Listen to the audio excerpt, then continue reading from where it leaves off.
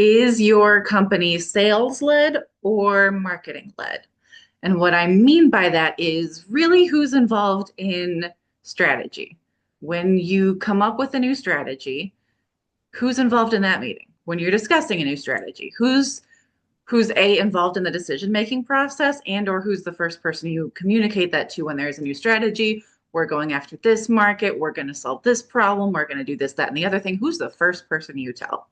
Because sometimes, depending on your company, it might be sales or it might be marketing. Now, ideally, it should be both. Ideally, they should both be involved in that conversation. But what I was just talking to someone the other day, and we were talking about the fact that we find this with a lot of companies is that it tends to be either or. A lot of companies are sales led. Every once in a while, you find one that's marketing led.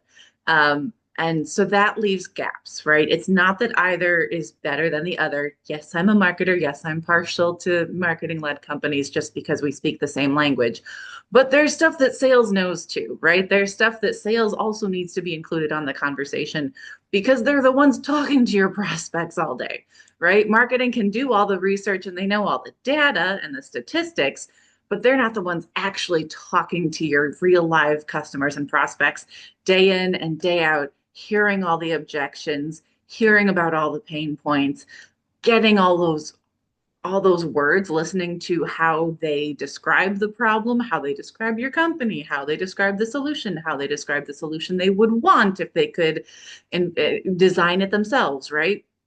Sales knows all of that. So sales has to be involved in the decision, as does marketing, because again, marketing not only is doing all of this research, but also needs to be the one communicating to people before they ever talk to sales. Hey, this is what we're doing. This is the problem that we're solving. This is why it's going to be the next best thing since sliced bread, all the things. So you need sales, you need marketing.